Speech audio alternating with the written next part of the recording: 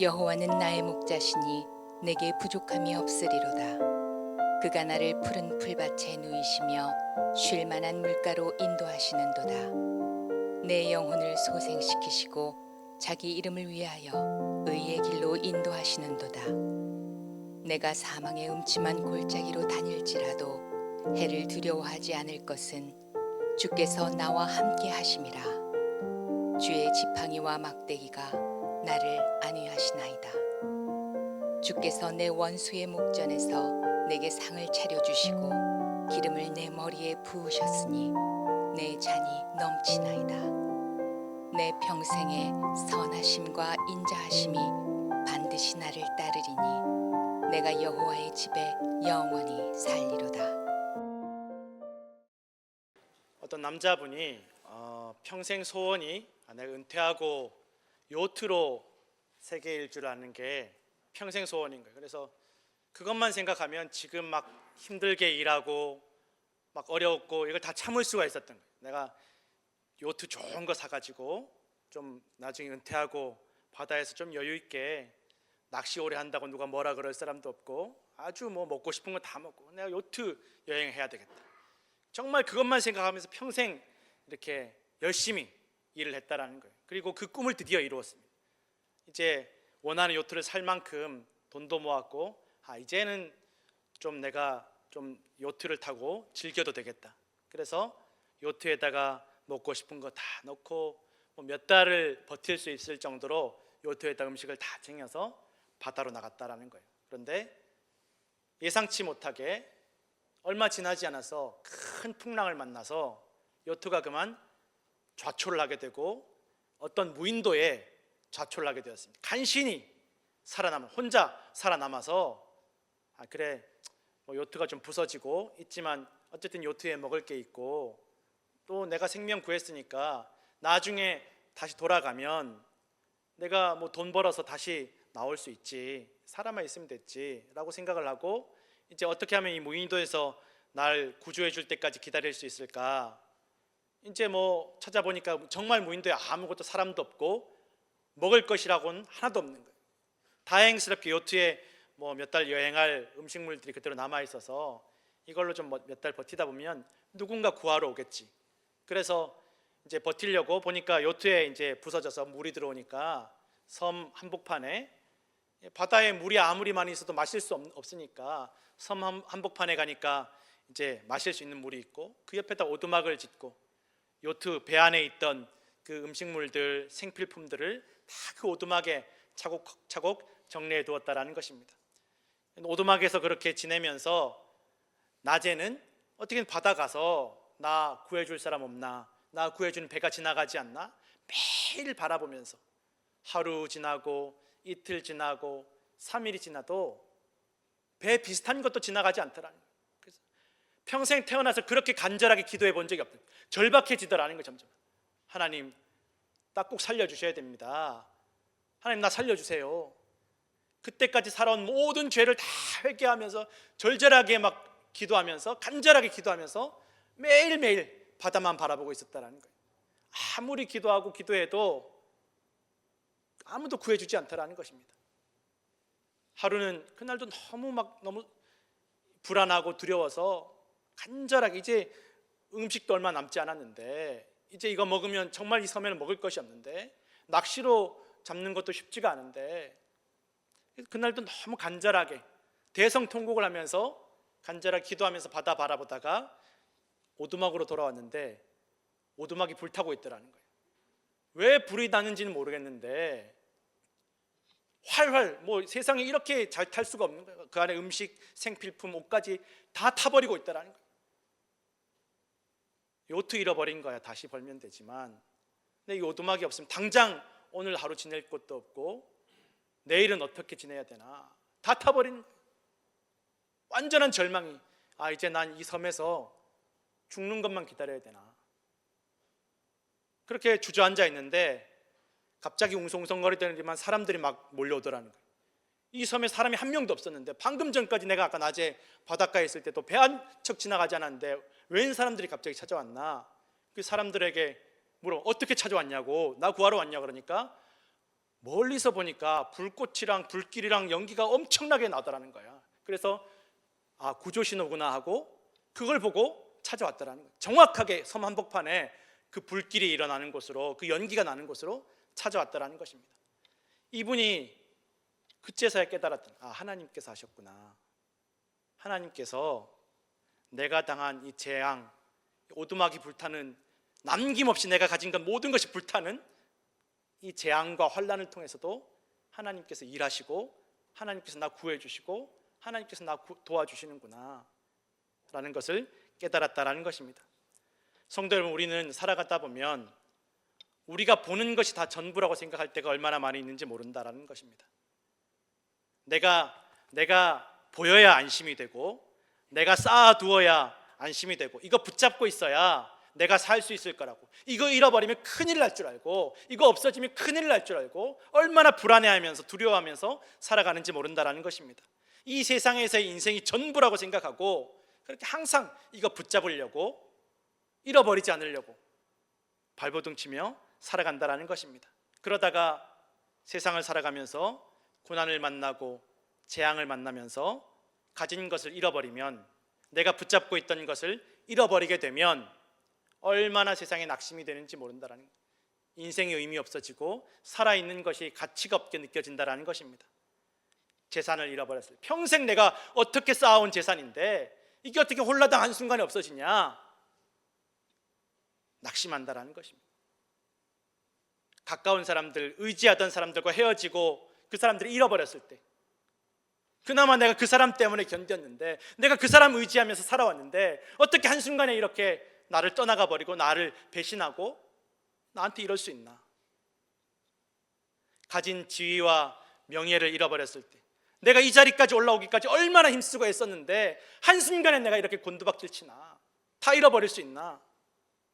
내가 평생 쌓아온 자리인데, 건강을 잃어버렸을 때, 내 건강한 몸뚱아리 하나밖에 없는데 이제 이것마저 없으면 나는 어떻게 살아가야 되나. 그리고 생명을 잃어버릴 위기가 닥쳤을 때, 세상이 무너진 것처럼 낙심하고 좌절할 때가 많이 있다라는 것입니다. 그런 성도 여러분, 하나님께서는 우리가 볼 수 없는 곳에서도 일하시고, 우리의 고난을 통해서도 일하시고, 우리를 도우시고 구원하심을 믿으시길 바랍니다.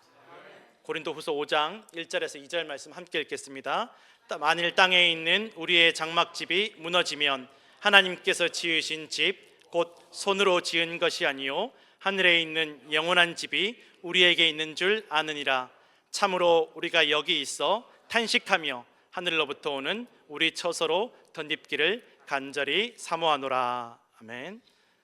한국의 어떤 집사님이 아주 어릴 때, 초등학교 한 2학년 때부터 테니스에 소질이 있었다. 테니스 자기가 좋아하고 너무 소질이 있으니까 사람들이 와, 잘한다, 너 앞으로 테니스 해봐라.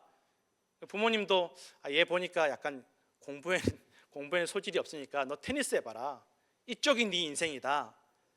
또 얘도 해보니까 너무 자기가 잘 되는 거예요. 다른 애들보다 훨씬 잘하고 재미있고 즐겁고 또 사람들이 인정해 주니까 너무너무 좋았다라는 거예요. 그래서 나는 앞으로 테니스로 인생 살아야 돼, 테니스로 난 성공해야 되겠다. 초등학교 2학년 때부터 그래서 아예 테니스만, 아예 공부는 다 포기해버리고 난 이 테니스만 가지고 내가 살 거다. 그렇게 중학교도 테니스 특기생으로 가고 고등학교도 테니스 특기생으로 가고, 이렇게 어렸을 때부터 그렇게 테니스하고 운동하다 보니까 그래서 그런지 중학교 올라가면서 이 키도 훨씬 커지고 또 등치도 커지고 체력도 좋아지고 사람들이 막 주목하기 시작하는 거예요. 야, 얘는 뭐가 돼도 되겠다. 정말 세계적인 테니스 선수들에 빠지지 않는, 한국에서도 드디어 이런 유명한 테니스 선수가 나오겠다. 다 주목해 주는 거예요. 자기도 자기가 생각하기에 내가 좀 잘하는 것 같은 거예요. 내가 이렇게만 살면 뭐 유명한 테니스 선수 저리 가라 할 정도로 완전히 그냥 인기를 끄는 테니스 선수가 될 거라는 거예요. 그렇게 고등학교를 갔는데 그 시절만 해도 운동반에서 이제 선후배들 간에 조금 뭐 얼차려도 주고 또 이렇게 때리기도 하고 그랬다라는 것이. 그런데 선배들이 자꾸 얘 보고 너 왜 이렇게 건방지냐, 너 왜 이렇게 교만하냐, 계속 그러면서 괴롭히더라는 거예요. 자기는 한 번도 스스로 교만하고 건방지다는 생각을 안 했는데 자꾸 선배들이 너 교만하다, 너 건방지다, 자기를 괴롭히더라는 거예요. 그러고 얼차려도 주고 때리기도 하고 속으로 생각하는 거예요. 지들이 나보다 테니스 못하니까 질투하는 거 아닌가, 내가 지들보다 등치도 좋고 인기도 많으니까 이거 질투해서 나 괴롭히는 거 아닌가, 그러면서 점점 이렇게 쌓여가더라는 거예요. 어느 날 이게 터져버린 거예요.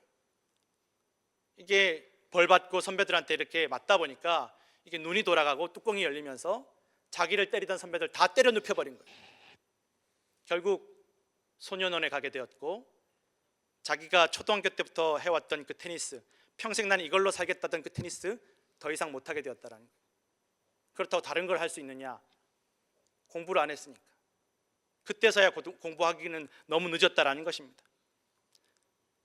속이 상했던 거예요. 그 선배들만 아니면, 나 질투하고 미워했던 그 선배들만 아니면 내가 얼마나 성공할 수 있었는데, 그 선배들 때문에 소년원에 가게 되었는데, 이 소년원에서부터 좋은 선배들이 접근을 해오더라는 거예요. 막 알아주고 칭찬해 주는 선배들. 야, 너 멋지다. 야, 너 등치도 크고 잘할 만하다.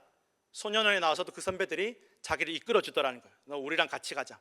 너 정말 우리랑 있으면 잘 될 수 있어. 잘 살 수 있어.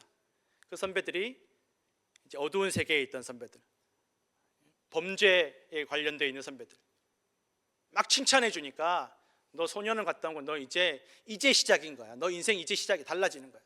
막 칭찬해 주니까 좋아지는 거야. 막 기분이 좋아. 운동하던 선배들은 남 못 살게 굴고 괴롭히고 막 날 질투하고 그랬는데, 이 선배들은 나를 알아주는 거예요. 내 실력을 알아주고 내 주먹을 알아주고 내 겉모습을 알아주니까 너무 좋은 거예요. 그래서 그 선배들을 따라다니면서 점점 어두운 세계로, 타락한 세계로 가게 되었다라는 것입니다. 자연스럽게 10대에 이미 술을 배우고 타락한 생활을 알게 되고 여자를 알게 되고, 그러다가 자연스럽게 마약을 접하게 되었다라는 것입니다. 처음 마약을 접했는데 세상에 이렇게 좋은 게 어디 있나? 이것만 있으면 세상에 걱정할 게 없는 거예요.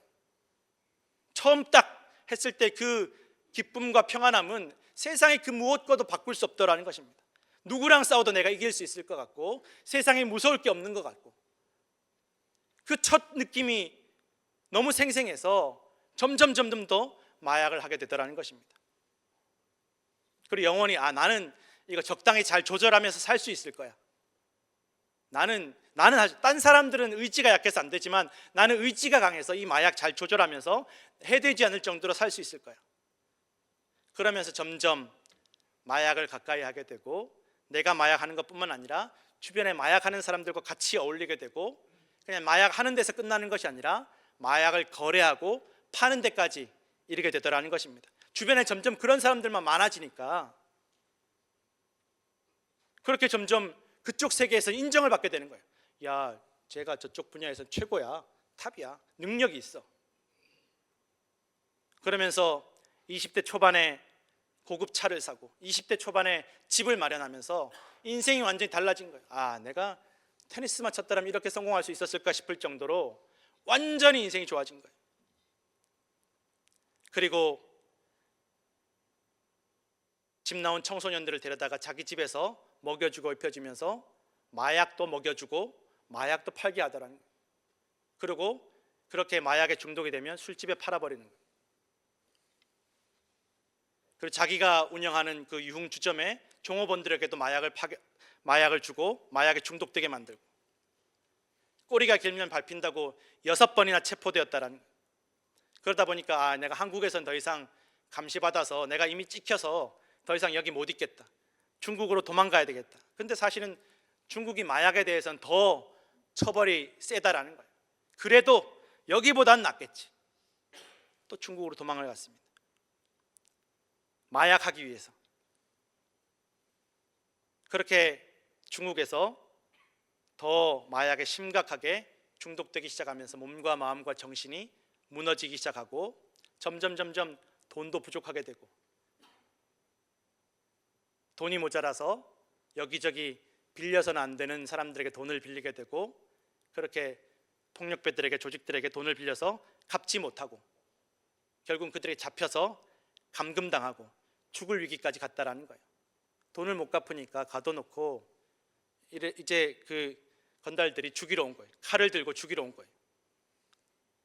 그 칼을 보면서, 자기를 죽이려는 칼을 보면서 이 마약에 중독된 사람이 무슨 생각을 했냐면, 야, 저 칼에 찔려서 죽으면 참 시원하겠다. 이 답답한 세상, 저 칼에 찔려 죽으면 참 시원하겠다. 그런 생각이 들더라는 거예요.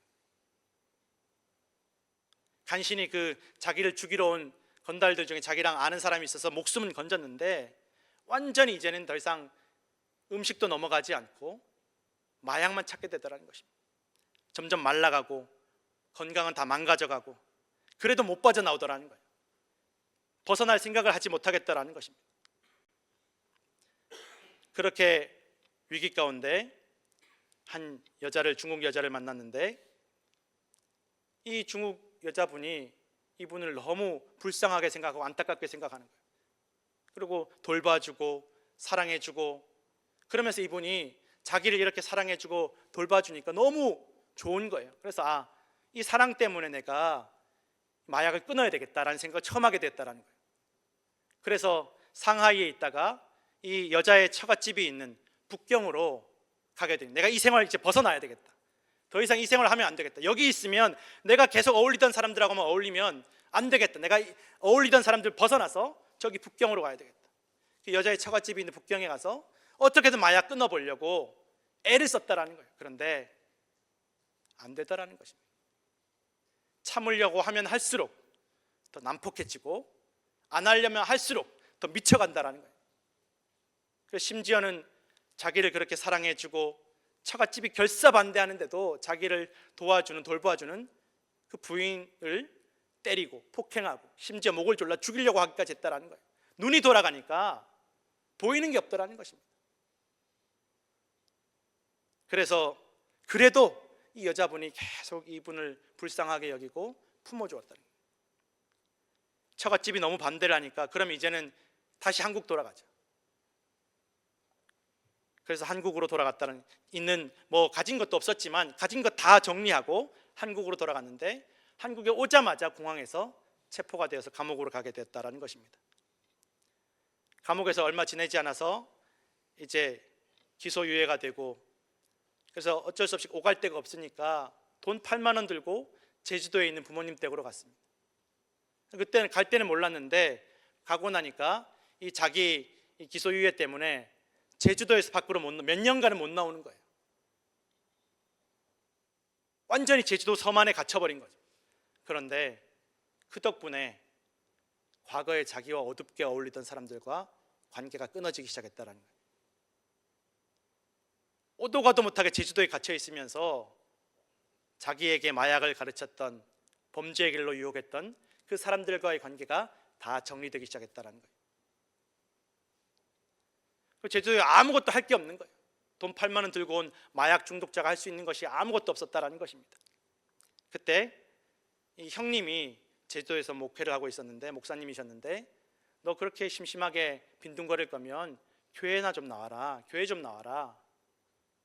뭐 심심해서 반, 또 형님 때문에 어쩔 수 없이 반, 그렇게 교회에 나갔는데 교회에서 새로 오신 어떤 목사님이 자기 살아온 이야기를 이렇게 듣더니만 아유 참 얼마나 고생이 많았냐고, 끊으려고 얼마나 힘들게 노력했냐고, 한편으로는 또 좀 멋있게 살아온 것 같아서 조금 대단하다고 그렇게 이해해주고 인정해주니까 마음이 확 열리는 거예요. 남자들은 마음이 참 단순합니다. 이렇게 칭찬해주면 다 좋아지는 거예요. 마약했는데 마약 때문에 살아온 그 고통과 고생을 알아주고 이해해주니까 마음이 확 열리더라는 거예요. 그러면서 조금씩 신앙생활을 하게 되고, 또 이제 연말에 기도 제목을 적어서 이제 강단에 올리는데 이 기도 제목 4개를 적어냈다라는 거예요.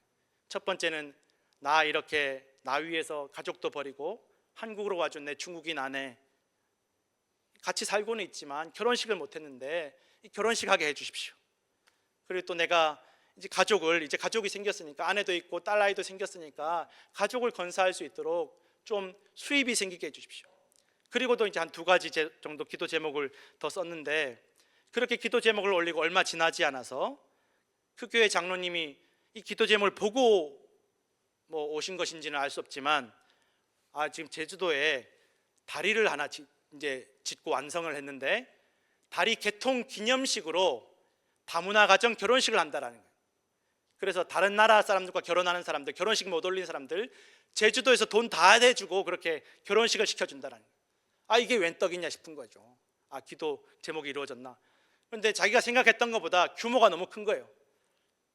관광객이랑 하객만 수천 명이 몰려들고 모든 비용을 다 제주도에서 대주고, 또 심지어는 중국에 있는 처갓집 식구들 다 초청을 해주어서 신라 호텔에서 열흘 그냥 공짜로 재워주고 먹여주었다는 거예요. 그렇게 죽기 살기로 반대하던 처갓집 식구들이 너무 자랑스러워하더라는 거예요. 기쁘게 왔다라는 거예요. 다 그렇게 결혼식을 성대하게, 어떤 연예인보다 성대한 결혼식을 올리고 나서 이제 일이 잘 풀리기 시작하고 직장을 구하게 되고 돈을 벌게 되고 사업을 하게 되고, 몇 년 지나지 않아서 빌딩을 사게 된 거예요. 이분이 고백하기를 하나님을 부인할 수 없겠다. 이렇게까지 하나님 나를 도와주시는데 내가 하나님 부인할 수 없겠다. 그렇게 은혜 받고 빌딩 구입한 건물에 펜션을 운영하는데 펜션 장사도 너무 잘 되는 거예요. 부인이 중국 사람이니까 관광객들, 중국 사람들 얼마나 또 몰려들겠습니까? 그렇게 장사가 잘 돼 펜션이 잘 되고 있는 가운데 이분 마음속에 그런 생각이 드는 거예요. 하나님께서 나 위해서 나를 그 죽음의 구렁텅이, 사망의 음침한 골짜기에서 건져주셨는데 내가 주님 위해서 뭘 할 수 있을까? 내가 주님 위해서 뭘 할 수 있을까? 나를 그 어두운 생활에서 죽음 가운데, 절망 가운데 건져주셨는데 내가 주님 위해서 뭘 할 수 있을까? 그러면서 부인하고 상의도 하지 않고 하나님께 약속한 거예요. 하나님, 내가 이 펜션을 이용해서, 내 빌딩 이용해서 나처럼 마약에 중독되었던 사람들을 재활할 수 있도록 내가 다 봉사하겠습니다. 또 부인도 좀 처음에는 황당했지만 또 인정해 주는 거예요. 그래서 펜션을 마약 재활센터로 내놓고, 부인은 어쨌든 또 먹고 살아야 되니까 또 가서 다른 데 직장을 잡고 일을 하기 시작했다라는 것입니다.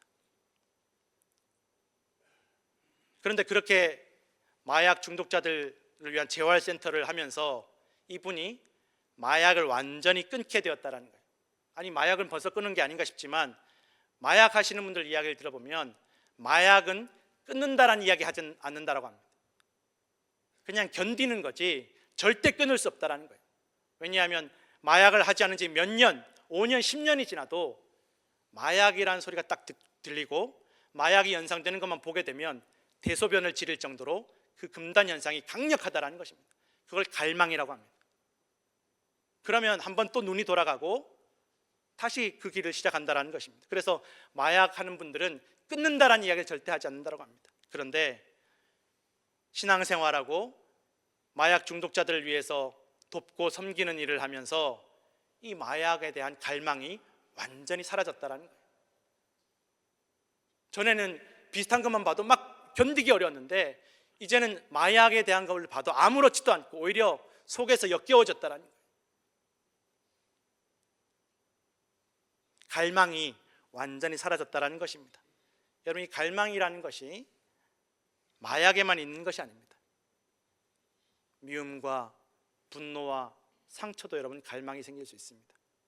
내가 잊었다, 다 용서했다라고 생각했지만 막상 그런 상황, 비슷한 상황이 닥치면 그 사람을 떠올리게 되면 속에서 불길이 치솟아서 자기를 삼켜버리는 일들이 얼마나 많이 있는지 모른다는 것입니다. 이거 사람 마음대로 되지 않습니다. 지금은 이 집사님이 은혜 가운데 잘 지내고 있고, 이 중국인 부인은 권사님이 되셔서 너무 뜨겁게 신앙생활 잘하고 있다는 것입니다. 오늘 우리가 읽었던 이 시편 23편은 너무도 유명한 시편입니다. 다윗이 고백합니다. 여호와는 나의 목자시니 내게 부족함이 없으리로다. 정확하게 이게 다윗이 언제 지은 시편인지는 알 수 없고 기록되어 있지도 않지만, 여러분, 우리가 다윗의 인생을 살펴보면 이런 고백을 할 만큼 다윗의 인생이 평탄했던 적이 단 한 번도 없었다는 거예요. 부족함이 없기는커녕 항상 어렵고 항상 힘들고 누구 한 명, 가족들 피부치즈들조차도 도와주고 격려해 주는 사람은 단 한 명도 없었다라는 것입니다. 오히려 가족들도 피부치들도 다윗을 무시하고 따돌리고 깎아내리고 아무도 다윗 주변에는 없었고 다윗에게는 아무것도 없었다라는 것입니다. 나중에 충성을 다 바쳐 따르던 왕과 지도자였던 장인이었던 사울은 왕은 질투하고 미워하고 죽이려고 들고 다윗이 이룩한 모든 명예도 빼앗고 물질도 빼앗고 심지어 다윗의 부인까지 빼앗아 갔다는 것입니다. 다 다윗의 인생을 망쳐버렸다는 것입니다. 제일 사랑했던 아들 압살롬은 제일 아꼈던 아들 압살롬은 아버지를 죽이려고 들고 백주대낮에 백성들 앞에서 아버지를 망신주고 죽이려고 했다는 것입니다. 냉정하게 보면 어떻게 평생 이런 일을 겪으면서 맨정신으로 살 수 있을까? 제정신으로 살 수 있을까 싶지만, 그래서 다윗의 인생은 처음부터 하나님을 믿을 수 없는 상처와 아픔을 가진 인생이었고, 믿음을 가졌더라도 이런 수많은 환난 속에서 믿음을 잃어버릴 만한 인생이었다라는 것입니다. 그러니 어떤 시기에도 다윗은 여호와는 나의 목자시니 내게 부족함이 없으리로다라는 고백을 할 수 없는 인생이었다는 것입니다. 언제나 가지면 다 빼앗기는 인생, 아무도 없는 인생, 배신당하는 인생, 언제 빼앗기고 없어질지 몰라 불안한 인생이 다윗의 인생이었습니다. 심지어는 하나님께 선택받고 기름 부음 받은 다음에 다윗의 고난은 더 심해졌다는 것입니다. 한순간에 곤두박질 치고 원수처럼 지내는 블레셋 사람들에게 가서 바보처럼 행세를 하고 침을 질질 흘리면서 목숨을 구걸해야만 되는 그런 인생이 되었다라는 것입니다. 죽지 못해 사는 인생이 되었고 비참한 인생이 되었다라는 것입니다. 그렇게 굴곡 많은 다윗의 인생 가운데 그럼에도 불구하고 다윗은 한평생 이 믿음을 붙잡았다라는 것입니다. 여호와는 나의 목자시니 내게 부족함이 없으리로다. 가족들이 나를 무시하고 아무도 나 도와주지 않고 누구도 나를 칭찬해 주지 않을지라도, 다 나를 배신하고 내 자식도 나를 배신하고 나를 망신 줄지라도, 내가 이루었던 모든 명예와 모든 것들 다 잃어버렸을지라도 여호와는 나의 목자시니 내게 부족함이 없으리로다. 평생 이 고백을 하며 살아왔다는 것입니다. 그리고 다윗은 이 고백대로 하나님께서 다윗의 이 믿음대로 모든 것들을 해결해 주시고 놀라운 축복을 받는 은혜를 열어주셨다라는 것입니다. 다윗의 고난과 어려움을 통해서 더 큰 은혜와 복으로 인도해 주셨습니다.